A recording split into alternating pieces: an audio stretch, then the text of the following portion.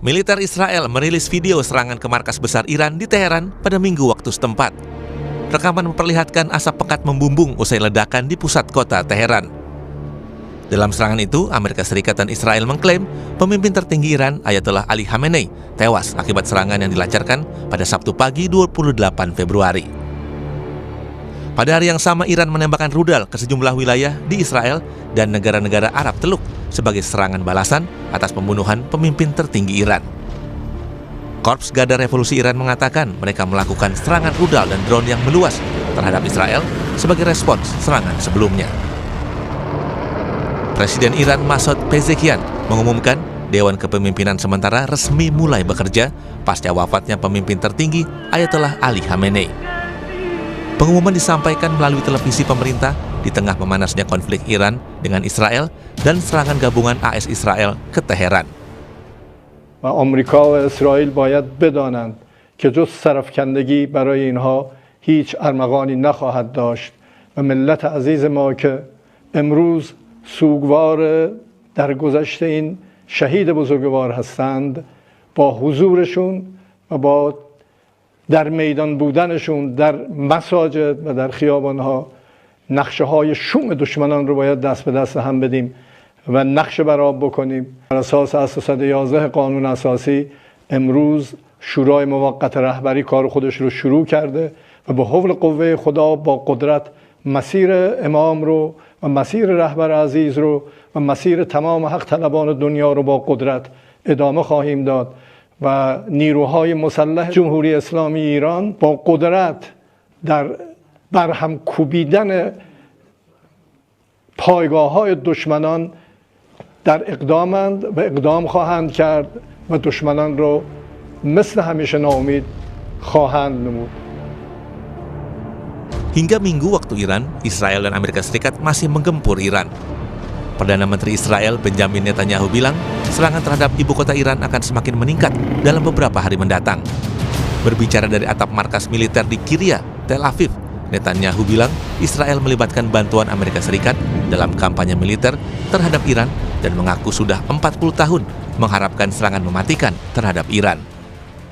כוחותינו הולמים עכשיו בלב טהרן בעוצמות הולכות וגוברות, וזה רק ילך ויתגבר עוד יותר במהלך הימים הקרובים. מביאים למערכה הזאת גם את סיועה של ארצות הברית, את ידידי נשיא ארצות הברית דונלד טראמפ, את צבא ארצות הברית, ושילוב הכוחות הזה מאפשר לנו לעשות את מה שאני מייחל לעשות כבר 40 שנה.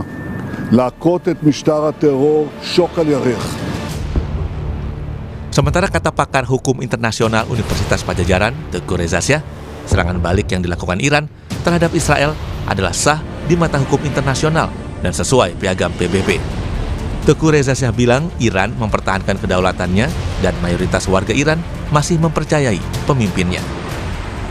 Nasional. Dan untuk dalam kondisi saat ini, untung Iran adalah negara demokrasi yang sudah memiliki tradisi yang kuat dan sudah terbiasa menghadapi anasir-anasir yang mencoba merusak negara mereka. Kita berhadapan dengan Iran, negara yang mempertahankan diri karena mereka sudah diserang tanggal 28 lalu oleh Amerika Serikat dan Israel. Dan yang sedang mereka lakukan sekarang adalah menjawab ancaman tersebut sesuai dengan pasal 51 dari piagam PBB, di mana mereka berhak menggunakan cara-cara untuk mempertahankan kedaulatan. Pasca tewasnya Khamenei akibat serangan AS Israel, warga Iran berkumpul di lapangan Ein Halab, Teheran sebagai bentuk duka cita. Warga berduka atas kematian pemimpin tertinggi mereka sekaligus mengutuk serangan AS Israel. Televisi pemerintah Iran mengumumkan masa berkabung nasional selama 40 hari dan 7 hari sebagai libur nasional.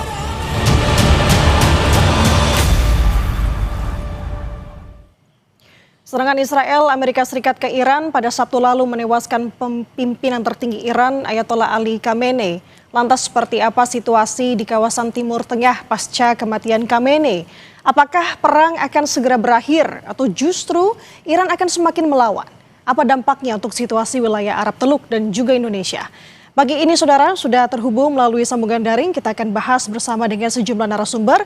Ada pengamat senior Timur Tengah Mustafa Abdul Rahman dan juga ada guru besar bidang hubungan internasional Saint Petersburg State University Rusia, Koni Rahakundini. Selamat pagi Pak Mustafa, Bu Koni, apa kabar? Selamat pagi, kabar baik, terima kasih. Selamat pagi, kabar baik.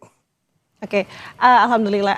Saya mau ke Pak Mustafa lebih dulu. Pak Mustafa, kemarin kan kita dihadapkan dengan pemberitaan bahwa tewasnya pimpinan tertinggi Iran ini masih simpang siur. Tapi sekarang otoritas tempat sudah menegaskan bahwa memang Ali Khamenei sudah tewas dalam serangan Amerika Serikat dan Israel ini. Nah, kalau dari sudut pandang Anda, Pak Mustafa, akan seperti apa eskalasi konflik Iran-Israel terkait dengan kondisi tewasnya Ali Khamenei? Hampir dipastikan ya, setelah tewasnya pemimpin tertinggi Iran Ali Khamenei, maka akan ada eskalasi seperti banyak atau sering ditegaskan oleh pemimpin Iran sendiri dan juga loyalis-loyalisnya yang ada di luar Iran seperti di Lebanon, di Irak, bahwa Iran harus melakukan aksi pembalasan yang semaksimal mungkin atas tewasnya Ali Khamenei ini. Kebetulan tadi malam saya mengikuti wawancara Menteri Luar Negeri Iran Abbas Araqchi dengan stasiun televisi Al Jazeera. Abbas Araqchi yang selama ini disebut atau dikesankan sebagai sayap moderat dalam pemerintahan Iran, tadi malam dia sangat tegas ya, sangat marah atas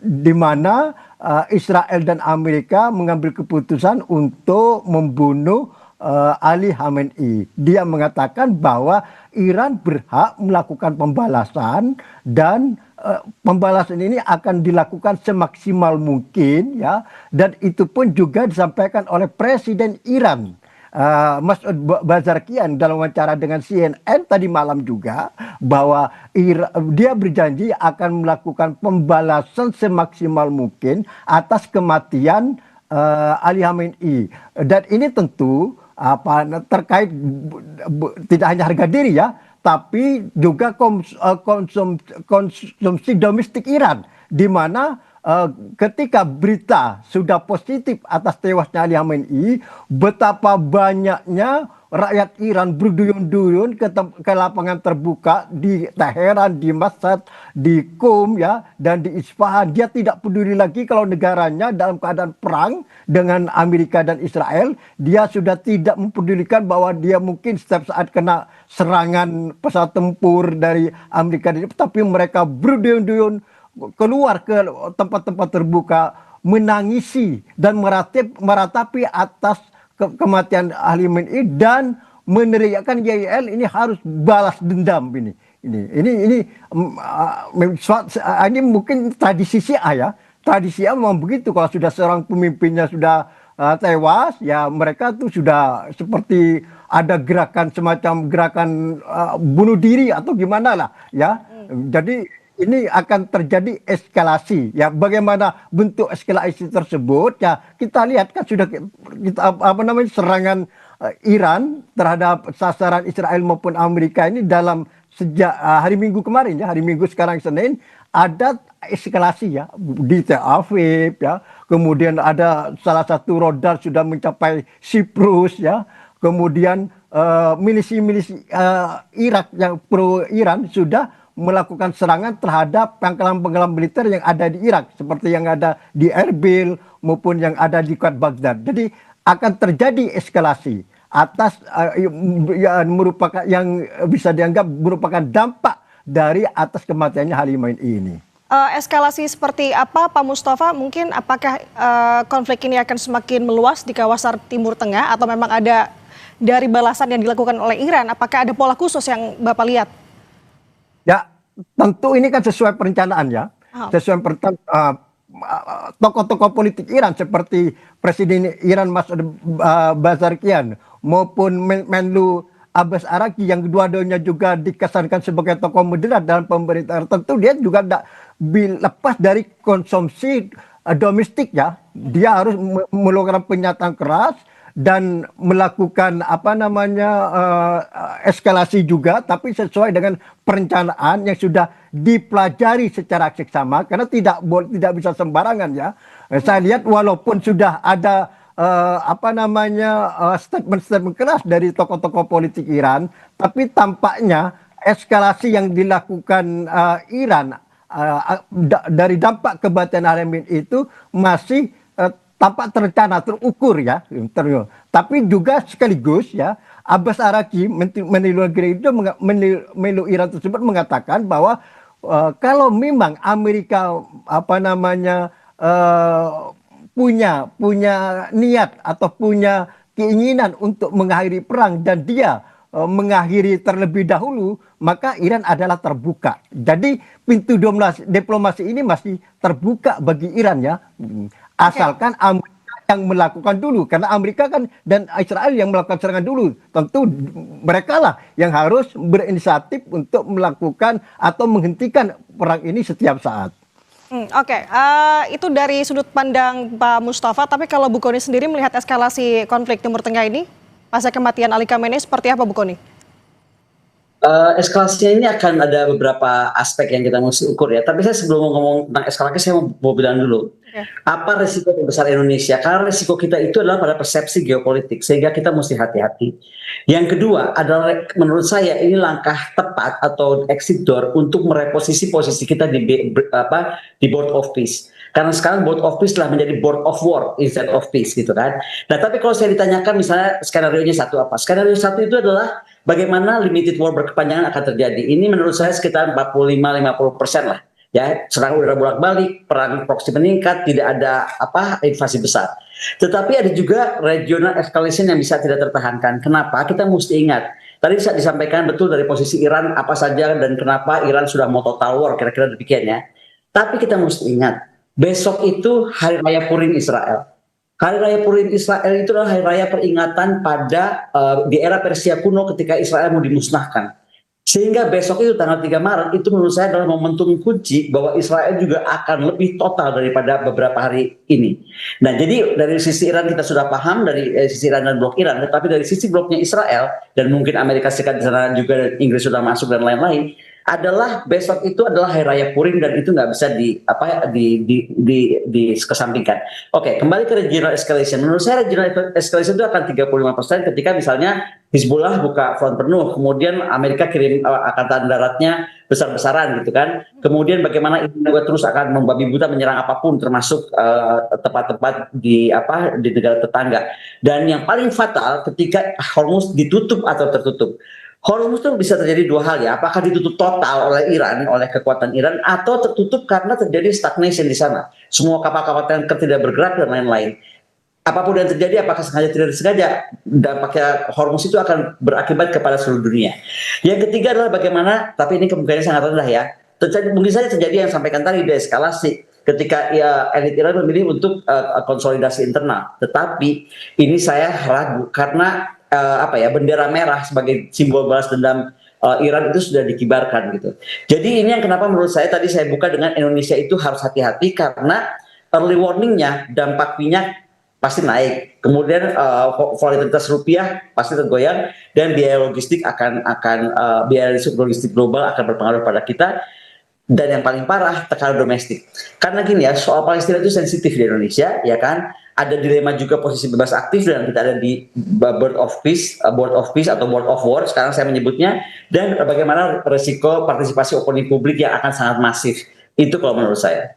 Oke, ada beberapa pertimbangan berarti tadi ya, selain dengan ekonomi juga tekanan domestik, ada juga mengenai persepsi geopolitik. Nah kalau tadi Bu Kony menyinggung soal BOP, jadi BOW, sekarang kalau menurut kata Bu Kony, berarti Indonesia seperti apa seharusnya untuk mempertimbangkan BOP untuk saat ini, Bu Kony? Gila ya, kita tuh mesti nggak boleh bergeser dari fondasi Indonesia yang dengan politik bebas aktif kita, itu udah kayak harga mati kita lah. Jadi jangan sampai posisi Indonesia itu bergeser. Ini karena ini menjadi anchor legitimasi kita sebagai bangsa berdaulat. Kemudian kita harus paham bahwa konteksnya sekarang tuh Indonesia jadi terbelah dan kita masuk ke BOP atau BOW ini.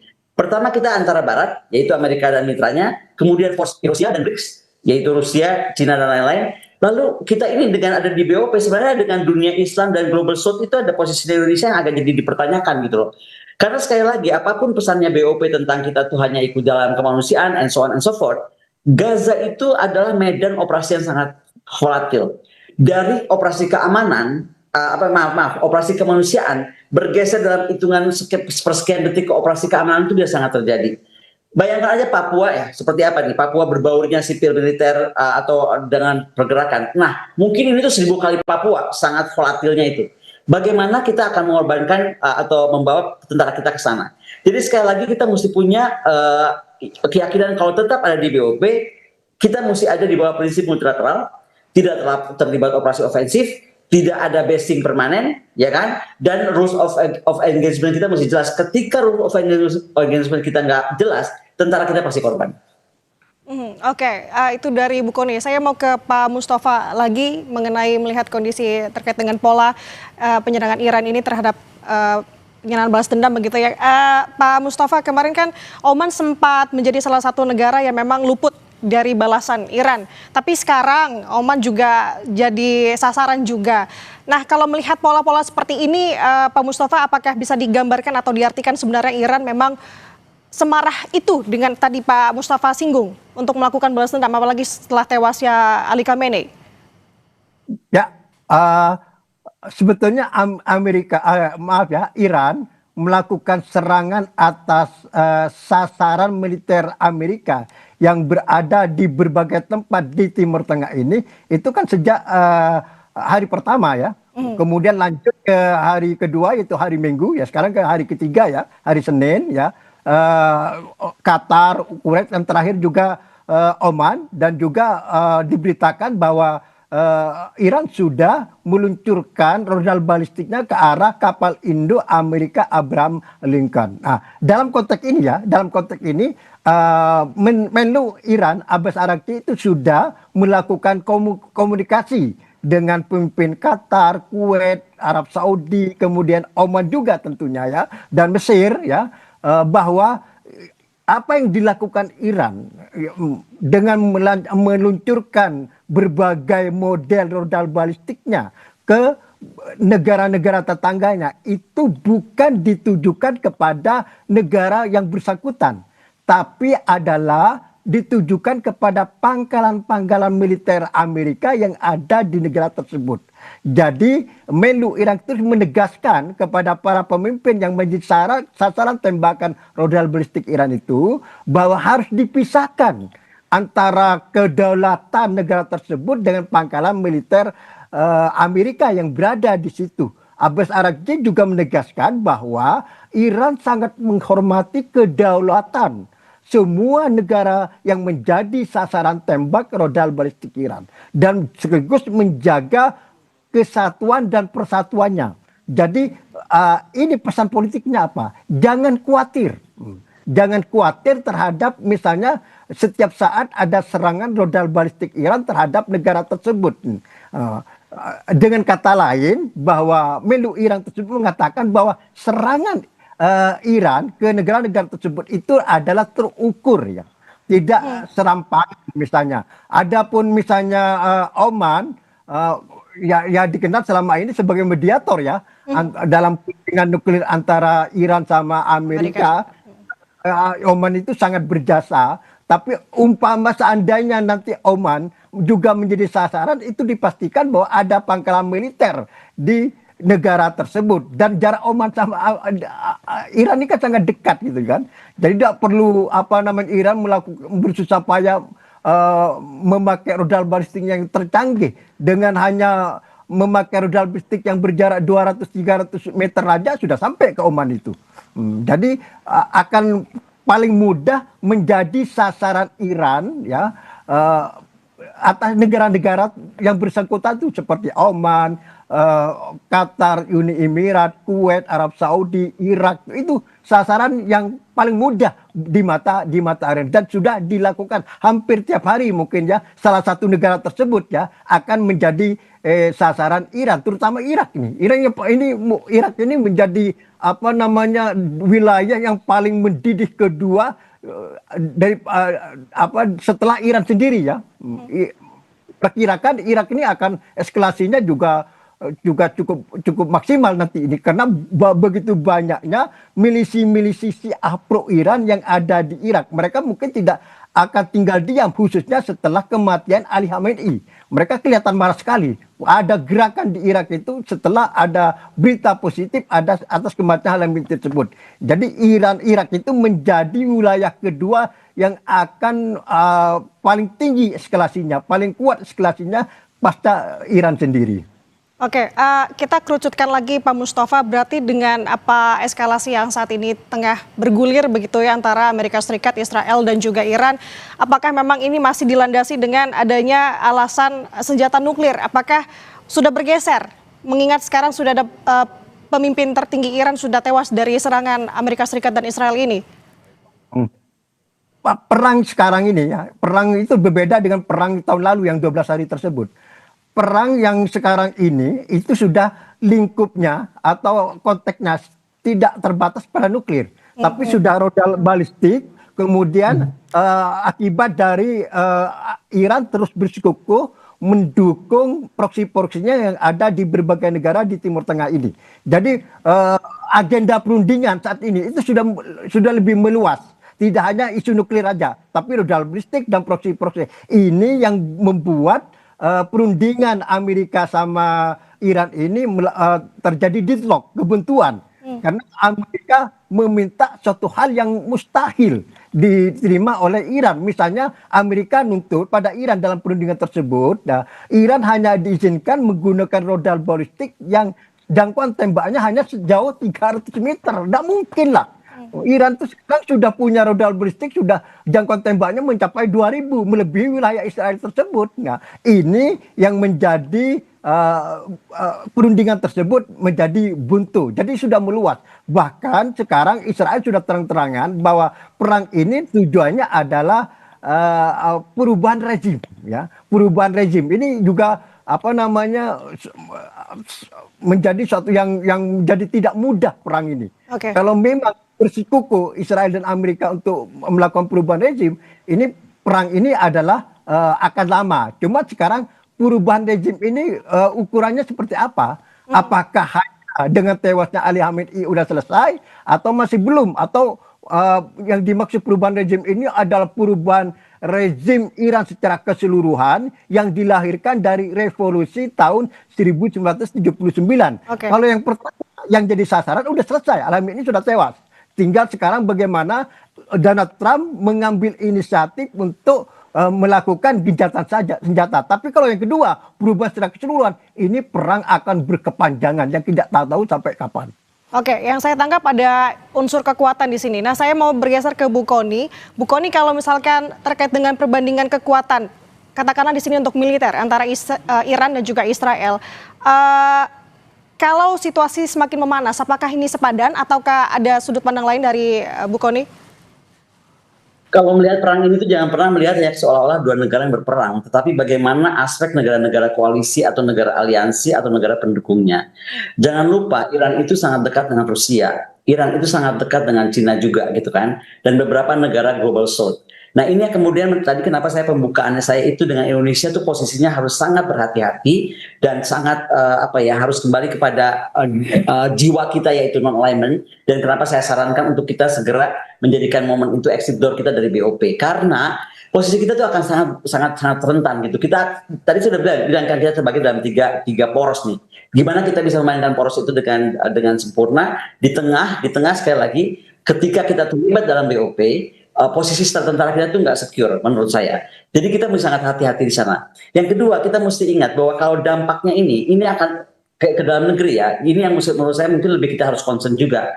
Inflasi ya kan bisa terjadi, kemudian terutama terjadi dari inflasi energi, kemudian bagaimana tekanan rupiah, neraca perdagangan. Nah, bagaimana kita risk off kenaikan kebutuhan antara demand devisa energi dan tekanannya kurvanya itu bisa kita bisa seimbangkan, karena ini menjadi PR lebih besar. Instead of misalnya presiden tiba-tiba ingin terbang kemanapun itu untuk menjadi penengah gitu. Menurut saya sebelum terbang kemanapun, posisi kita itu harus tetap terlibat secara guardrails yang wajib ya. Satu, mendorong payung PBB, ya kan. Jadi mungkin tidak mengedepankan tentang isu BOP lagi, tapi mendorong payung PBB, dan bagaimana force protection kita tuh harus berlapis untuk militer kita kalau tetap kita akan ikut terlibat. Bagaimanapun kita tuh harus punya komunikasi paralel yang sangat baik, karena kita gerakan non-blok itu nggak boleh hilang dari Indonesia sendiri. Kalau tidak, presiden akan pasti menemui masalah, karena kalau dipaksakan, yang saya khawatirkan adalah mission creep, yaitu misalnya dari tadi yang saya ceritakan, dari humanitarian troops menjadi security enforcement, karena kan daerah situ sangat tidak stabil. Kemudian eksposur pasukan meningkat dan resiko politik kita pasti melonjak. Karena apa? Saya mesti tekankan sekali lagi ya, kemanapun pasukan ke daerah sana, itu akan dilihat dengan sangat skeptis oleh masyarakat setempat. Jadi ada PR besar itu. Tapi yang paling menjadi sekarang legacy kita yang mesti kita pertahankan, bagaimana equidistant kita terhadap Washington, terhadap Teheran, terhadap Riyadh, terhadap Beijing, terhadap Moskow. Coba, dengan sebenarnya kita tadinya lebih sederhana PR-nya, tapi karena kita ada di BOP, Washington, Teheran, Riyadh, Beijing, Moskow itu menjadi suatu hal yang kita sangat harus pikirkan. Ini menjadi PR Kementerian Luar Negeri yang diplomat-diplomat ulung kita juga harus keluar untuk kemudian mendukung pandangan presiden. Tapi sekali lagi saya melihat dari kepentingan Indonesia ya. Sekali lagi saya mau ini bicara dari kepentingan Indonesia. Ini sebenarnya bisa menjadi exit door Indonesia keluar dulu dari BOP. Karena ketika Indonesia keluar dari BOP, posisinya lebih enak. Dia di posisi tetap jati dirinya sebagai non-alignment countries. Oke. Tadi kan Bu Kony menyinggung soal Indonesia harus berhati-hati begitu ya. Kerap kali Ibu menggaungkan soal terkait dengan hal tersebut. Jadi kalau menurut idealnya untuk saat ini, apalagi Indonesia sepertinya sudah siap jika diperlukan sebagai mediator begitu Bu, untuk Iran dan juga Israel dan juga Amerika Serikat ini. Apakah ini menjadi langkah yang ideal untuk dilakukan atau seperti apa dari sudut kacamata Anda? Kalau dari kacamata saya betul, sebagai mediator itu memang tapi kembali menjadi mediator itu jembatan kita posisinya mesti jelas. Kita itu jembatan antara Barat dan Global South. Makanya kembali saya pertanyakan soal tadi di BOP itu menjadi exit door, momen Iran ini menjadi exit door dari BOP, supaya kita betul-betul bisa menjadi mediator yang tepat di antara dua kubu ini. Kedua, bagaimana kita menjadi mediator kredibel, itu menjadi sangat penting, ya kan? Ketiga, kita itu menjadi, kalau kita bisa lakukan ini betul, kita akan menjadi middle power yang naik kelas, karena kita telah menjadi pemain global yang beneran. Artinya, kembali, apapun diskusi kita ini harus merefer kepada BOP yang sebenarnya membuat posisi Indonesia itu akhirnya dilihat itu seolah-olah ada di blok aliansi Barat. Nah, sekali lagi, sebenarnya krisis ini untuk Indonesia kalau memang mau digunakan oleh Pak Prabowo, bisa betul melahirkan middle power breakout. Tetapi middle power breakout itu harus berbasiskan kemandirian kita, keberdaulatan kita dalam bersikap, yaitu dalam posisi non-alignment movement. Oke, kalau Pak Mustafa melihatnya seperti apa nih? Apa yang harus dilakukan Indonesia di tengah konflik Timur Tengah, apalagi di kondisi seperti saat ini? Ya, tentu ini situasi sedang rumit ya, sedang rumit. Sebetulnya kalau memang ingin mengakhiri perang ini kan tidak sulit-sulit banget ya. Yang penting ada political will. Ini khususnya dari Trump. Jadi Trump bisa melakukan seperti pada perang tahun lalu 12 hari, tiba-tiba Trump berinisiatif untuk melakukan supaya perang ini segera diakhiri, ini berakhir ya. Nah, perang ini pun ya, seperti saya katakan tadi, Menlu Iran Abbas Araghchi itu sudah membuka pintu. Artinya sudah memberi pesan politik kepada Trump khususnya dan Barat pada umumnya ya, bahwa perang ini setiap saat bisa berakhir asalkan mereka yang mengambil inisiatif, seperti juga yang terjadi pada perang tahun lalu. Ini kan sebetulnya pesan politik yang sangat positif. Tinggal sekarang keputusannya adalah di tangan Amerika dan Israel ya. Kalau mereka masih terus melanjutkan perang ini dengan tujuan tadi itu adalah mengubah rezim Iran yang dilahirkan dari revolusi tahun 1979 secara keseluruhan, ini semakin sulit, semakin tipis kemungkinan perang ini adalah berakhir dalam waktu dekat. Tapi kalau yang dimaksud perubahan rezim itu hanya kematian Ali Khamenei sudah meninggal. Sekarang tinggal ditunggu waktunya yang tepat, khususnya untuk Trump untuk berinisiatif ya. Mengakhiri perang ini dengan dalih misalnya Trump bisa membuat dalih kematian Khamenei itu ke rakyat Iran, ke masyarakat Barat, juga kepada Israel misalnya, supaya dia punya dalih yang kuat untuk mengakhiri perang ini. Oke, berarti kalau dari Anda melihat konflik atau eskalasi Timur Tengah ini, apa yang bisa menjadi hal untuk bisa meredakan, Pak Mustafa, selain memang dari Trump itu sendiri? Apakah mungkin ada langkah lain? Ya, saya pikir kartu ini ada di tangan Amerika, Donald Trump. Seperti juga perang tahun lalu. Hanya Trump yang bisa mengakhiri perang ini. Karena kalau Trump yang mengambil inisiatif, ya, Iran kan sudah membuka pintu melalui menlunya ya, dalam wawancara Al Jazeera tadi malam. Tapi juga bisa menundukkan Israel. Israel menerima. Israel ini juga paling susah nih. Dalam perang ini faktor Israel ini paling sulit. Ini juga yang menentukan lama dan atau panjangnya perang ini.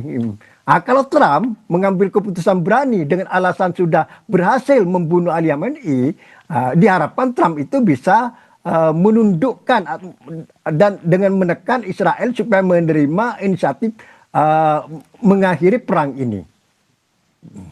Oke, ini sebenarnya yang menjadi sorotan kita semua beberapa hari ini dan juga ke depan, tentunya bagaimana eskalasi konflik Timur Tengah ini, Amerika Serikat, Iran dan juga Israel akan berakhir ataupun berujung. Tentu harapan kita semua bahwa memang konflik ini bisa mereda secepat mungkin, ada solusi dari kedua belah pihak terkait dengan kondisi ini, apalagi tadi yang disinggung oleh Bu Kony bahwa bisa mendapatkan dampak lebih besar lagi, dampak inflasi, krisis energi dan juga ekonomi. Kita perhatikan bersama dan juga berharapan bersama. Saya mau tambahkan sedikit aja. Oke, boleh silakan. nggak saya tambahkan sedikit? Ini kuncinya nggak cuma di Trump, sama sekali bukan cuma di Trump. Karena tadi saya bilang besok itu hari Raya Purim dan Israel itu akan mati-matian. Dia itu kehormatan dia gitu loh. Karena itu adalah ada di kitab suci mereka, Perjanjian Lama. Yang saya mesti ingatkan, kita itu punya PBB dan sekarang Rusia dan Cina sedang mendorong agar segera PBB ini membahas ini dan bagaimana PBB dapat menyelesaikan masalah ini.